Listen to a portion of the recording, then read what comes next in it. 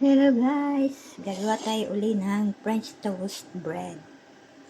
Meron tayo dito yan. Eggs and milk. Ayan. And meron tayo dito cheese. At ito yung mga tira-tira nating bread. Luma na yung mga bread natin. Sayang eh. Sa halipita po, gawin natin French toast bread. Ayan, may gatas dito. Umpisahan na natin. Lagyan natin ng asin ang ating French toast bread.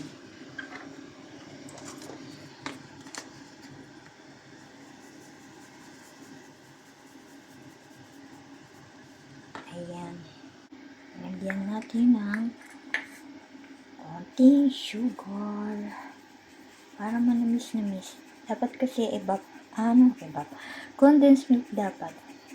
Pero dahil wala tayong condensed, ayan. Ang meron lang tayo ay evap milk. Haluin na natin siya.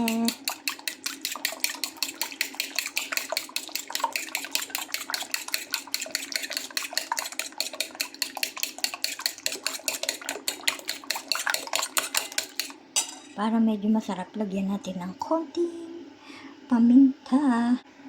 Guys, lagyan natin konting paminta para masarap. French toast bread.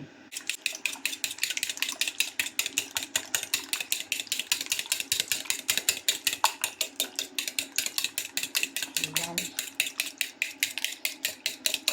Natin bababad ang ating mga bread. Lagyan natin ng mantika para hindi siya dumikit sa ating kawali. Kasi wala tayong butter. Nakasaya sa butter eh. Kaya yan na lang muna. Mantika. Ayan, mantika. Ayan na guys. Babad na natin. Pero babad natin sandali lang kasi mauubos yung ating babaran.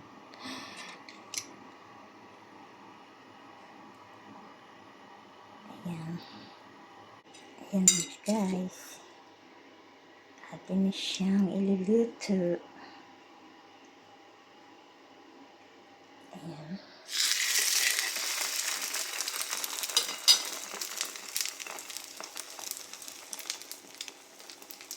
Ayan, muna natin siyang maging brownish. Check natin kung luto na yung ilalim. Ayan, luto na siya. O, diba? Masarap. Ayan na guys, luto na siya. Lagyan natin ang ating cheese. Ayan. Ayan ating cheese. Para pag nag-melt siya, masarap. Ayan na guys, ubos na yung ating milk. Kasi nilagay ko na lahat dito.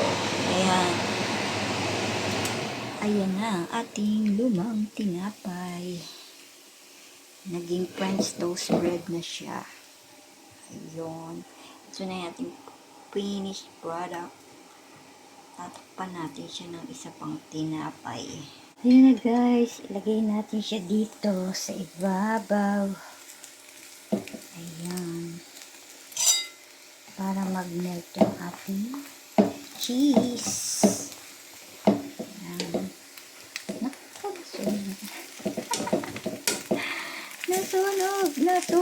Nasunog ang ating French bread.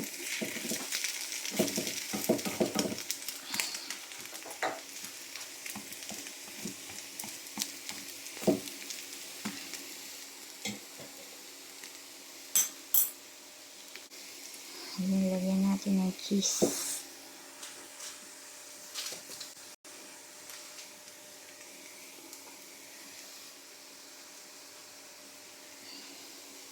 Ayan.